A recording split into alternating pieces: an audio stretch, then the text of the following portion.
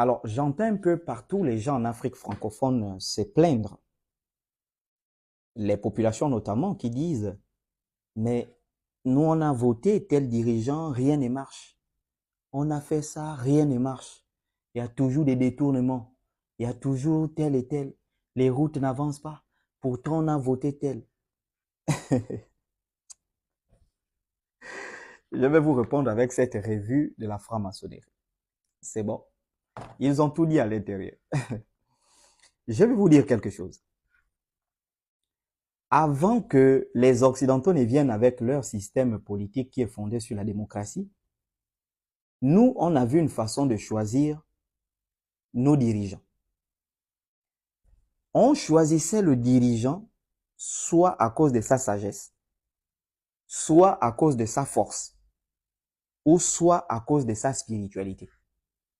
Ce qui veut dire que quand les peuples africains avaient un dirigeant qui était sage, quand on constatait qu'il était prêt à partir, on regardait celui qui était fort, ou on regardait celui qui était spirituel, qui pouvait remplacer celui qui partait.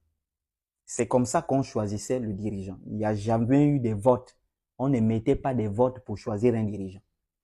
Lorsque les Occidentaux sont venus et ils ont colonisé l'Afrique, l'Afrique a rejeté son système politique pour adopter le système politique maçonnique qu'ils appellent la démocratie.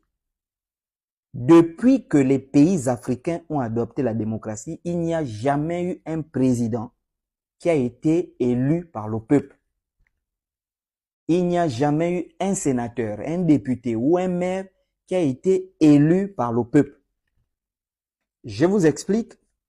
Dans cette revue, on vous dit clairement que chaque président, chaque député, chaque sénateur est coopté, formé en loge maçonnique.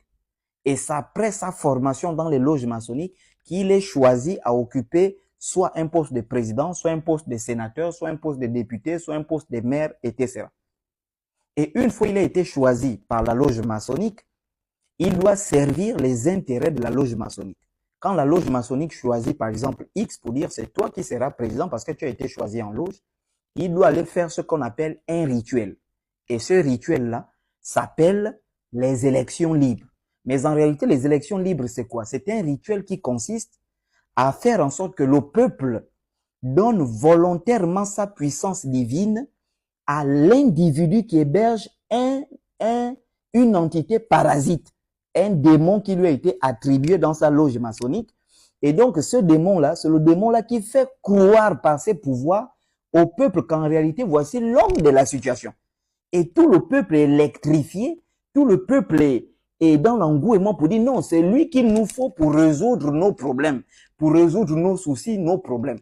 Donc, tout le peuple va se rassembler. Volontairement, ils vont donner le pouvoir à l'individu dont l'entité a présenté des qualités. Et en remettant ce pouvoir à travers le rituel qu'on appelle le vote, vous décidez librement de dire à l'entité qui dirige cet homme que fais de nous ce que tu veux. Maltraite-nous, tue-nous, sodomise-nous, fais tout ce que tu veux. Tu as le pouvoir sur nous. C'est pourquoi devant l'énergie divine créatrice, ils n'ont pas tort, ils ont raison. Ce qui fait qu'une fois l'entité a été renforcée, le député, le sénateur, le gouverneur, le président peut faire du peuple ce qu'il veut. Vous n'aurez plus le pouvoir de vous rebeller contre lui parce qu'il ne va faire qu'utiliser votre propre pouvoir pour vous maltraiter. Et c'est ce qui se passe dans beaucoup de pays africains. En réalité, c'est vous-même qui êtes la cause de vos problèmes. Parce que tout ce qui est élection n'a jamais permis d'élire une personne. Les gens sont cooptés en loge. Et on vient juste vous les présenter en vous faisant croire que c'est vous qui les votez. La plupart des postes stratégiques sont demandés. Même pour être maire, il faut aller négocier avec quelqu'un pour que tu deviennes. Et donc, arrêtez de vous plaindre parce que c'est vous-même qui êtes dans cette merde. Quand on vous parle de retour à la culture, vous dites non, c'est la merde. Voilà. Parce que en réalité, une fois quelqu'un est coopté en loge maçonnique, vous devez comprendre que le franc-maçon, on ne le juge pas comme le non-franc-maçon. Voilà, quand on parle de la Déclaration universelle des droits de l'homme et du citoyen de 1749, quand on dit tous les hommes naissent libres et égaux en droit, en réalité, tous les hommes-là ne nous concernent pas. Il s'agit des francs-maçons qui sont considérés comme les hommes. Ce sont eux qui sont libres et égaux en droit. Mais toi, tu ne peux pas l'être. C'est pourquoi le franc-maçon, on ne le juge pas avec les lois de la République, parce que les lois de la franc-maçonnerie sont au-dessus des lois de la République.